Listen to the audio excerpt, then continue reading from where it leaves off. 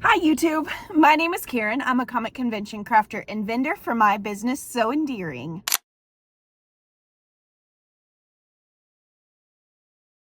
Alright, it's been a while and so I'm coming in here to give you my summer convention review and roundup. Some exciting news. I want to talk about a new pattern that I'm working on uploading. It should go live at the same time that this video does. So let's go back. I think the last place we left off was Winston Pride. Winston Pride was an incredible day. It was my single highest day of sales up to that point. I have since topped it, but incredible nonetheless. I then had 3 weeks off from Winston Pride at the end of June until I had Florida Supercon in Miami. Now, for any of you who might not be familiar, Florida Supercon was originally owned by the same person who does GalaxyCon here in North Carolina and now all over the country. GalaxyCon at the time was Raleigh Supercon. They had expanded into a few cities and they sold Supercon to ReedPop. Now, ReedPop is the company that does C2E2, they do New York Comic Con, they do Emerald City Comic Con, they're a big deal. And so when I got an opportunity to do any of their shows, I jumped on it. I have never been to Miami before, so this was my first time. I know it was a big show, and the cool thing about this show is that it comes with 5 passes per booth. So for my 10 by 10 corner vendor booth, I got 5 passes.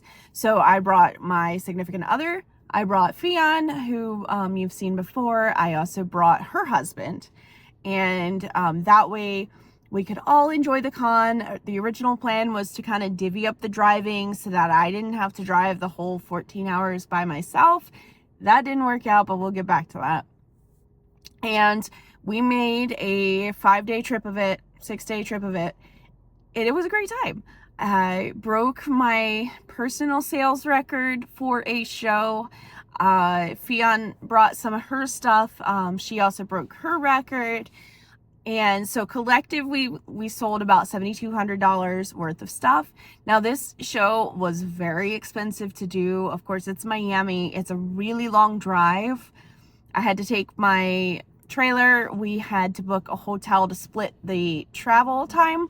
So we left Wednesday afternoon and we drove as far as we could make it, which was Fort Lauderdale, Florida. It was about 8 hours. And then we picked up where we left off in the morning. That gave us time to get fully set up on Thursday so that we weren't like rushing and scrambling and completely exhausted coming in on Friday morning. I stand by this choice. Next year I plan to do the same thing unless I choose to fly. And so we drove down, we got there, we got fully set up. Load-in was a breeze, to be honest. We had to wait in a little bit of a line where they have like a waiting area at a local high school right near there. And with some tips from the vendor group I was in, I found out that that vendor area, or that high school, I found out that that high school also offers parking for the weekend because there's no school there. They do it as a fundraiser for their school. And that was the least expensive way for me to park a Jeep and trailer for the whole weekend. Now, starting off this weekend, I was already much further into the negative than I wanted to be. As I said in the last video, my Jeep had the turbo go out on it at the start of June on my way back from Knoxville, where I did Video Game Tattoo Con. Now, you might notice that Video Game Tattoo Con was at the very beginning of June, and Supercon is in the middle of July. I noticed too. I struggled with this too. I was back and forth with the dealership. I was back and forth with corporate because it was just taking forever for them to figure out. They replaced the turbo twice, they replaced the computer, and it was still acting up. And so it took absolutely forever to figure out why my Jeep was still giving this error. So I had to get a rental to go to Supercon. Generally speaking, if it was just me and Fionn or one other person, I would have gotten like a cargo van, and that would have saved me a few $100s. But because there was 4 of us, I needed space for 4 people. So I rented a Jeep from my dealership so I could tow my trailer. That set me back almost $600. And then we got to Miami. The hotel was about $800. My booth was $1,300. We splurged a little bit on what we ate because Wes, my significant other, he'd been to Miami several times. He had some places he wanted to show us. And so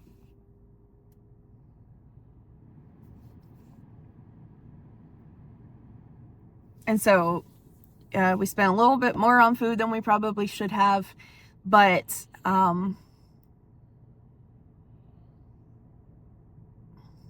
I think my breaking even point was under $3,000 still. I wish it was lower. Next year it will be lower. I am already planning now. I need to start booking my hotel and everything now so that I can make it as inexpensive as possible. Now, part of the reason the hotel was as expensive as it was because I stayed right by the convention center. Part of that is that we didn't know what the parking situation was going to be like.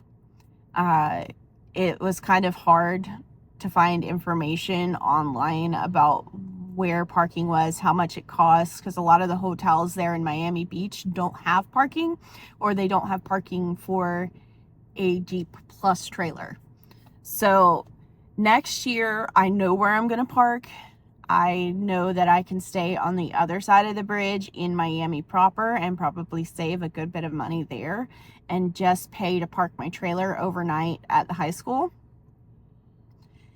So that'll be good. I'm already planning to cut expenses. It was a super, super fun show. Everybody was so upbeat. They loved my stuff. One of the very first sales I made for the weekend was Charizard, and I had only brought one with me, so we had to fill in that space. But we sold out of nearly all of the amigurumi, minus a few things. I spent most of the weekend making Kirby's and octopi and possums because I could not make them fast enough for how they were selling. By the time I left, I had maybe 10 octopi, but I had made most of those while I was sitting there. I sold 30 Kirby. I sold more than 30 octopi. I sold 2 giant dragons, 4 of the BBL Patricks. It was a great weekend. Our combined sales total was about $7,200. 2,200 of that went to Fionn. So my takeaway was about $5,000.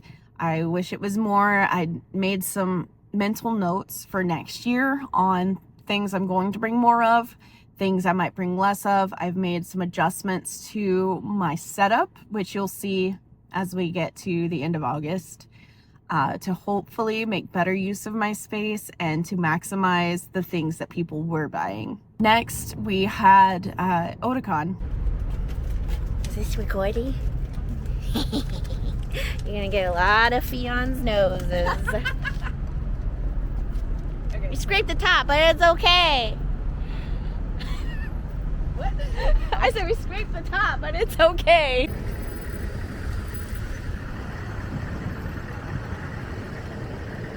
It just exists. Nothing will happen to me because I'm the cameraman.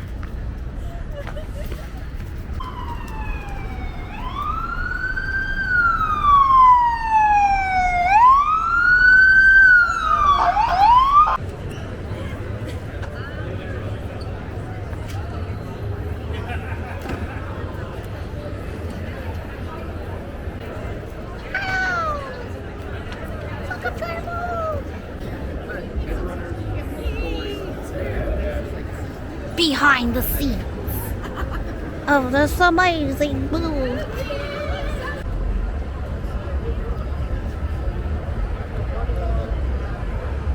Blew my mind that I got into this.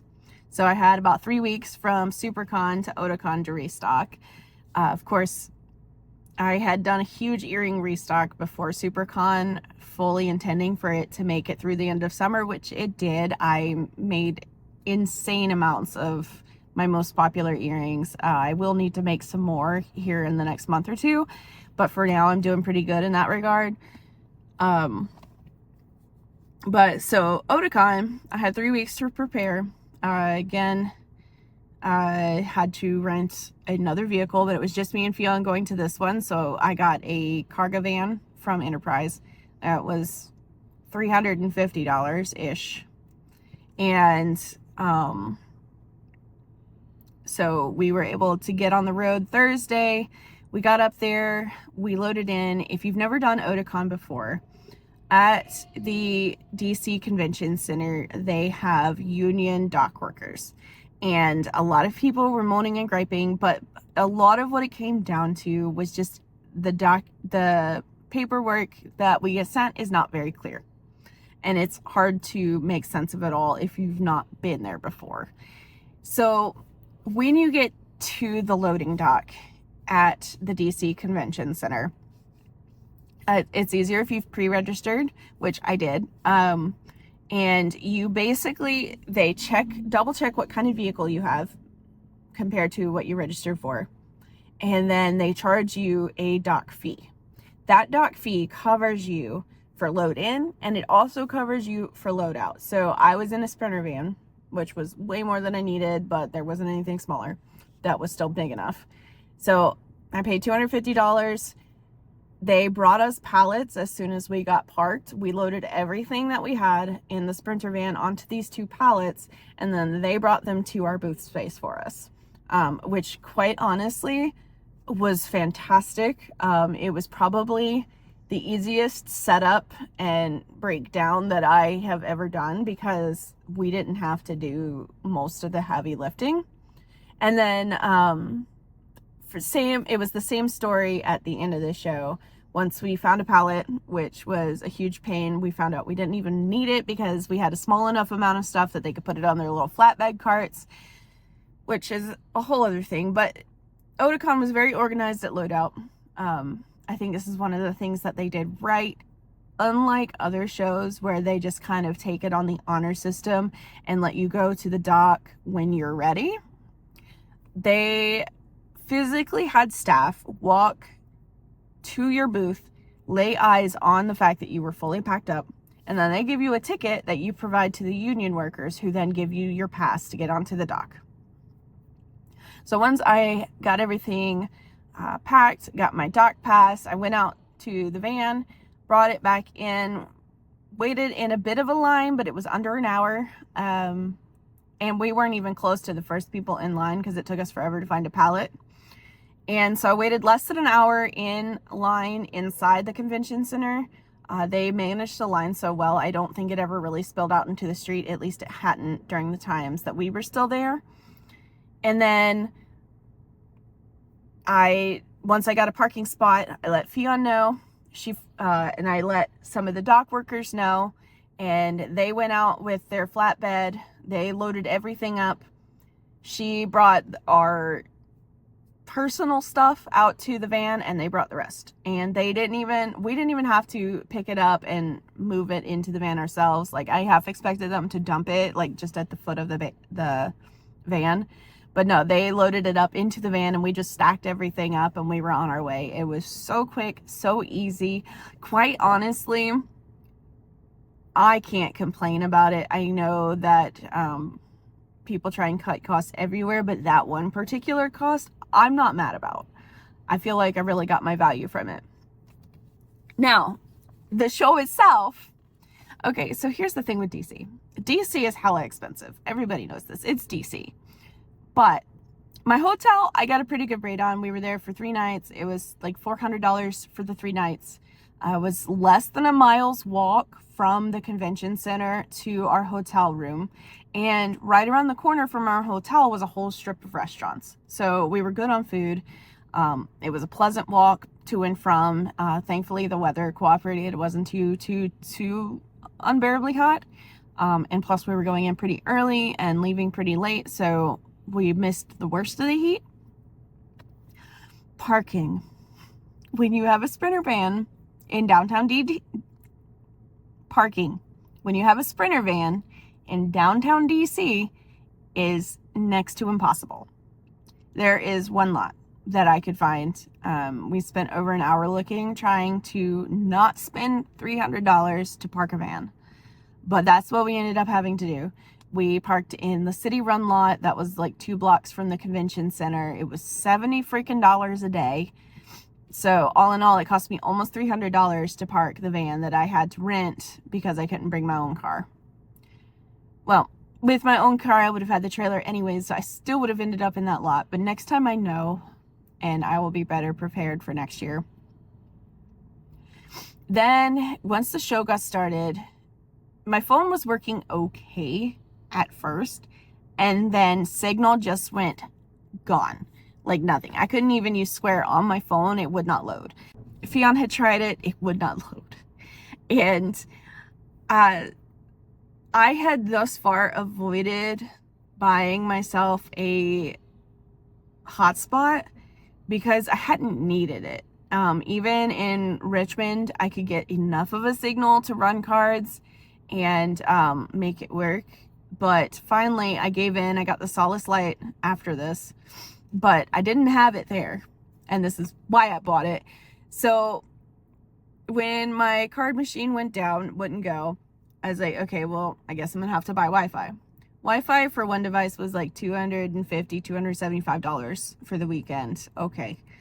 Then I was like, well, I need it for at least 2 devices because I need to be able to connect my phone to it. And I also need to be able to connect the card reader. Problem with the Square terminals is that if the Wi-Fi requires a pop-up where you enter or agreement or whatever, despite it being basically Android software, you can't do it. It does not work. So I paid $450 and still couldn't use my terminal.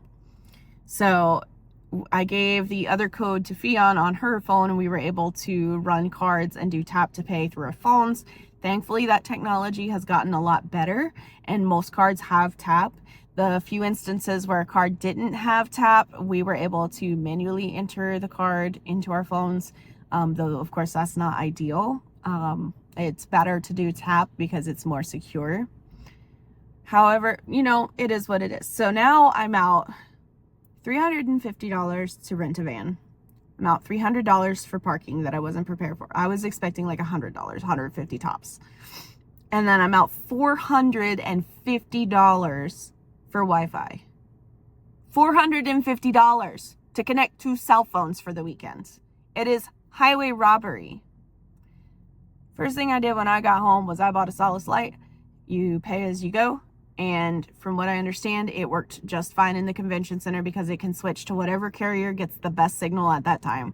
So for future reference, if you are going to the Washington Convention Center, your three floors underground is not going to work.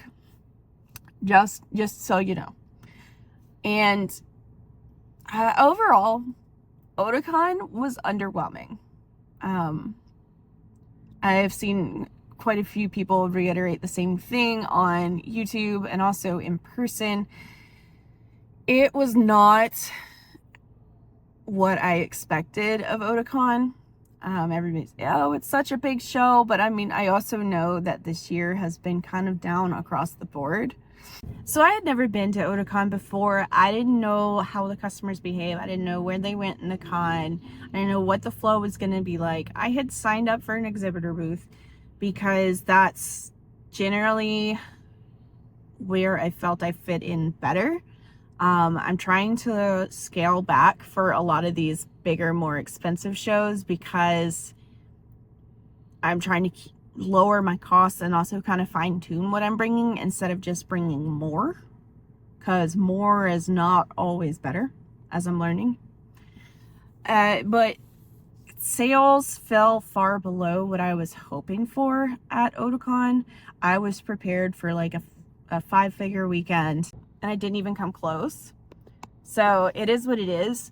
I think if I were to ever put in for the Otakon lottery again, I would purely do for a 6-foot artist alley table, nothing more, because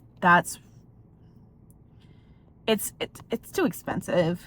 The table was $1,300. I mean, the booth was $1,300. The hotel was so expensive. Parking, Wi-Fi.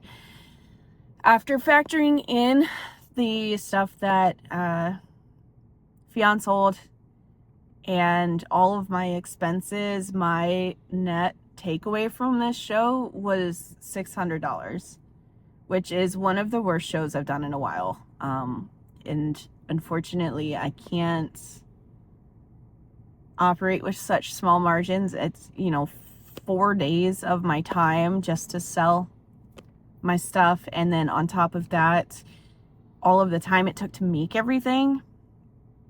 Not worth it. I was extremely underwhelmed, and if I ever go back, it will just be for a 6-foot table, and that's just kind of gonna have to be what it is. And then a couple weeks later, I proxied for the first time. I set up at Queen City Anime Con for Eclectic Scribbles. She was double booked that weekend. I only ever have my own stuff at conventions. I went to Queen City Anime Convention. It's a convention I did last year. It's a small, local, less than 3,000 people convention for me. But she was double booked. Eclectic Scribbles was double booked. And so she asked if I could do the table for her. And I did. It was a very long weekend. I'll just start with that. The hours for this show are so long. I had forgotten entirely how long the exhibitors hall is open. It's open from 10 a.m. to 8 p.m. Friday and Saturday for a convention that gets less than 3,000 people. I was so tired by the end of the weekend, and I didn't do anything. It's just because I had to be there for so long. Crazy story though. Friday, we open up at 10. We're open for 2 hours. There's hardly anybody in there shopping. I hadn't made a sale yet.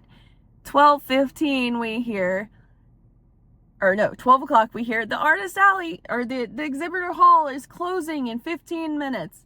And everybody, like staff walking back and forth. The exhibitor hall is closing in 10 minutes. Exhibitor hall is closing in 5. And they chased everybody out that was there to buy. Not that there were many people.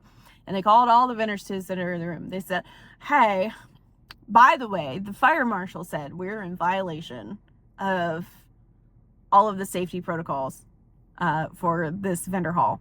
And if we don't fix them, they're going to close the exhibitor hall for the entire weekend. And if you do conventions, you know the exhibitor hall is one of the big attractions for this sort of event, especially one this small. So it turns out 2 of the double vendor booths had been set up in front of fire exits. And there were too many artist alley tables that were also kind of just barely covering up the doorways. And so they had to pull a bunch of artists out into the front lobby, which I would have been so freaking mad, because then you have to take everything home with you or else it sits out overnight. And the convention doesn't end when the hall closes. It's just the hall closes. So there's still people there wandering around. So absolutely not. I would be beside myself, so mad. But then they split. It was these 2 double 20 by 10 booths, or even possibly one of them was a 30 by 10. And they had to split those 2 booths right down the center of their displays and completely rearrange everything to open back up those exit doors. And I don't know who authorized that when they were making the floor plan, but that never should have happened. They should have put artist tables in those spaces between the fire doors, and they should have put those big booths where they ended up in the first place. It was ridiculous. The hall was closed for 2 hours on the opening day until they could get those 2 booths completely redone. These poor guys had to break down their entire booths, basically, and reset up everything. And the fire marshal came back through. He approved us to reopen with some additional signs and stuff because the aisles were too narrow. And it was just a disaster. And then finally they opened back up at 2:15, and I made my first sale at 3:15. It was a slow burn. I brought 2 skeins of yarn to make possums with, because they're one of my top sellers.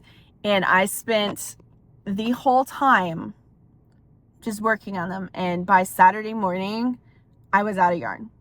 Completely out. I did not bring any others. I still had yarn at home, so I wasn't going to Michael's to go get some, especially not that late after such a long day. And so I spent the rest of the weekend drawing. And it's fine. I got stuff done. I created a few new stickers and some other stuff. I came up with some game plans for going into the next shows. And so, like, I tried to make use of my time. I've got my cups. They're in the garage with the rest of my inventory. Sorry, my screen keeps trying to cut out on me. My phone's hot because I'm sitting here in the car. But anyways, big disaster. I had put in for Artist Dally because it's so inexpensive at this show, but quite honestly, those hours are so long. I don't think the return I would get on it if I did get in next year would be worth it. So I will not be putting in for it. Absolutely not. And then after Queen City Anime, I had 2 weeks. And then last weekend, we had Mad Monster Expo. This is my 3rd time doing Mad Monster. I did it last August and then also again in February. Each time I have done this show, it has gone better for me as I continue to fine-tune what I'm bringing. My sales go up. So this weekend was no exception.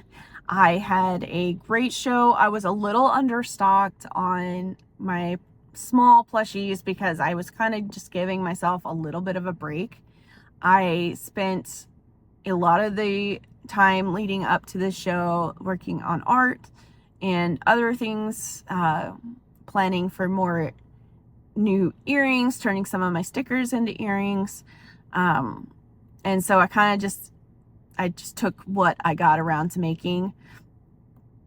At the end of the weekend, okay, so the booth was $450, $465 after tax and fees from the website.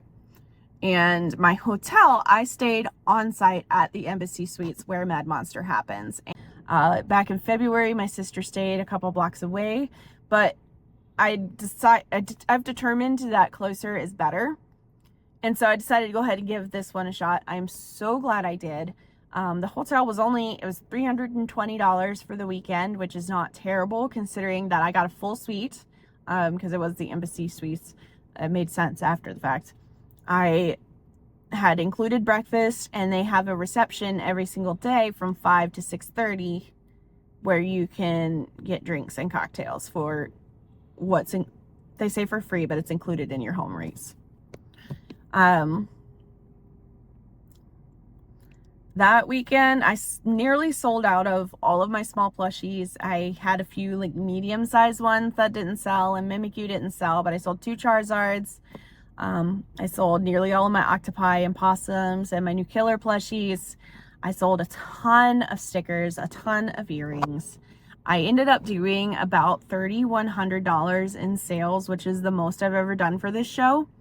And as I continue to like more curate my offerings, I hope that'll continue to go up. I know there's eventually a ceiling that I'll hit because it is a small show, but I was really, really pleased with how it went. And I was really pleased with how my booth set up. I'll insert some pictures. For Mad Monster, I get the small 6x6 space because the return on upgrading to a 10x10 space, I figured out for this show initially, is not worth the doubling of price. And so I had to get a little creative. I really like how it came out. And so in the future, I'm going to continue to build on this setup to kind of retrofit my booth for smaller spaces. Okay, so excuse any shakiness. My phone keeps overheating. So now I'm holding my phone in front of the AC vents. So Mad Monster forced me to get creative with my setup to fit it into a smaller space. And the more that I do this, like coming away from Otakon, I felt out of place in the exhibitor hall, which is not always the case. A lot of the time, artists are in the exhibitor hall for shows. However, for Otakon, a lot of the traffic felt like it flowed to Artist Alley. And also, Artist Alley is a fourth of the price at a lot of these shows.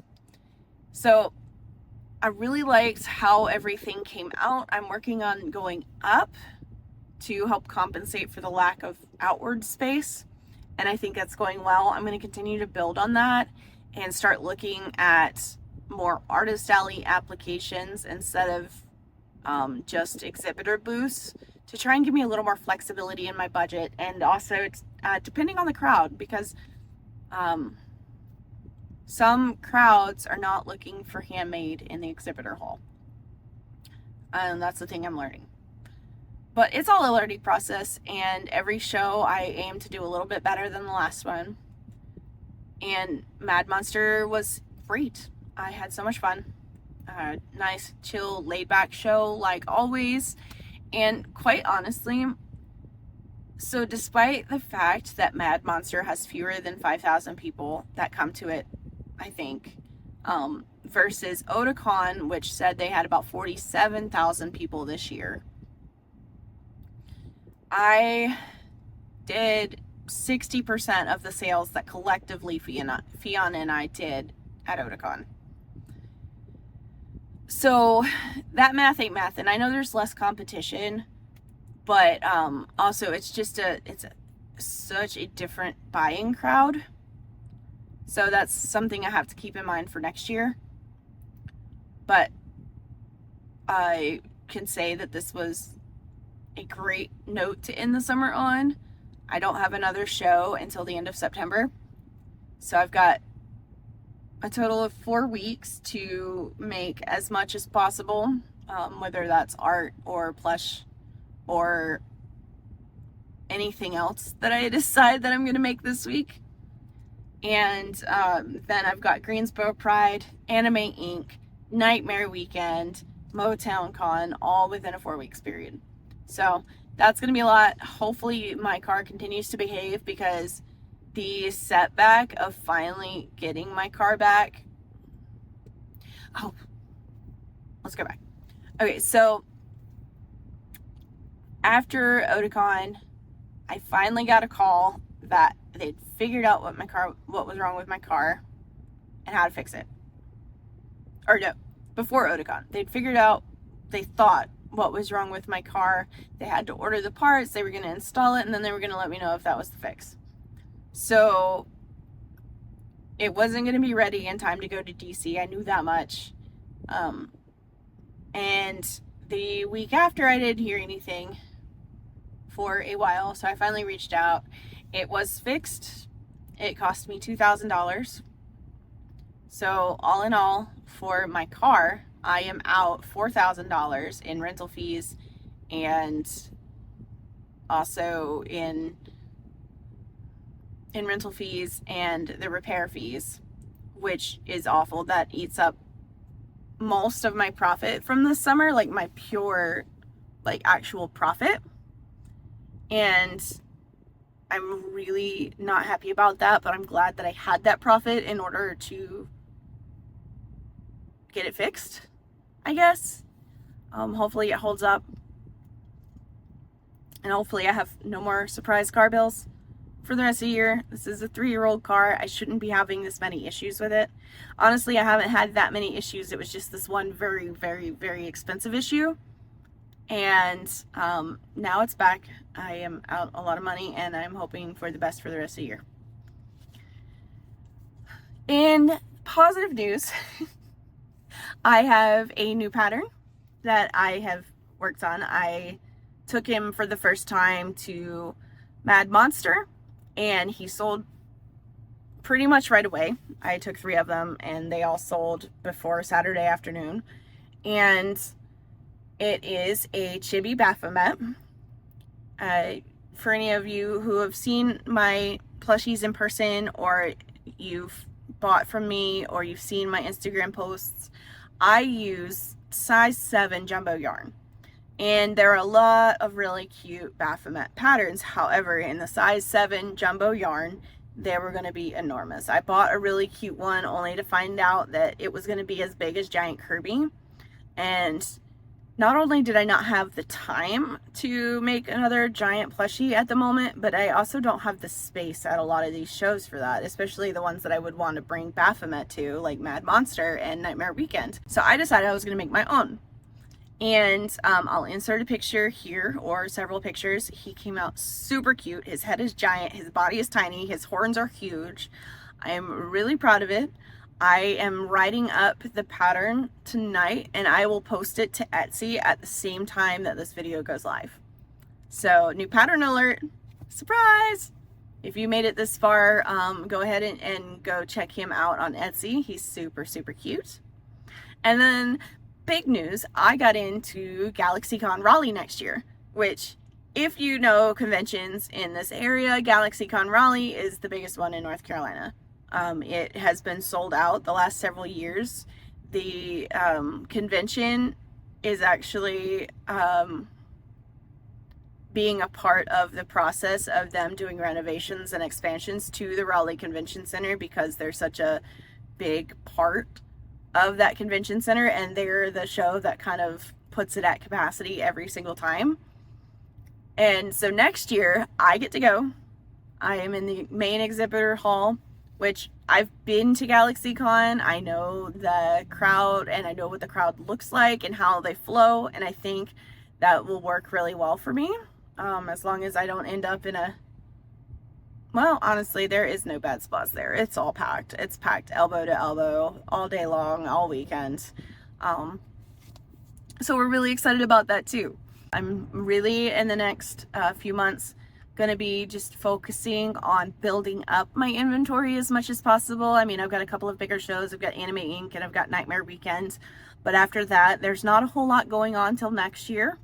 I had reapplied to NecoCon. I was a vendor there last year, and last year they were not offering re-ups on site. And then I found out after the fact that they still ended up letting some people put deposits down for next year because they kept asking about it and pushing for it. And so then the rest of us, who weren't the small handful of people that got to put a deposit down, had to reapply as a returning vendor, and I never heard anything. I'm really sad about that. NecoCon was a super fun show. It was a good show for me last year, and I think this year it would have been even better with the changes that I've made. But it is what it is. I'll try again next year, I guess. So I'm just going to spend the rest of the year, aside from the few small markets that I have, really trying to build up my inventory, because next year I have big show after big show after big show to start my year out. Animate is not a super big show. So in February I have Big Lick Roanoke, which I was supposed to do this year, but I got into Otakon, so I did Otakon. And they were so nice, and they rolled over my booth to February for me. So in February I have Big Lick Roanoke, and I have Mad Monster. Then I have in March, I have GalaxyCon and Lexington Comic and Toy Show. And in May, no. I don't think I really have anything in April yet, but hopefully in May I'll be in Animazement or MoboCon. We will see. Fingers crossed, everybody, with the changes of my booth, that I will get into one of those shows. And then, of course, I've got Supercon and GalaxyCon in the summer. I'm skipping HeroesCon next year, I've decided, so that I have time to prep, since I did get into GalaxyCon. And if I were to do HeroesCon again in the future, that would be one of those shows where I downsize to a 6-foot table, because the extra cost was just not worth the additional sales that I did get. But I think that's all I have for you guys. We're looking forward to things. Go check out Baphomet on Etsy. I'll be posting some pictures on Instagram as well of him. I'm super proud with how he did. And I will see you guys next time. Bye-bye.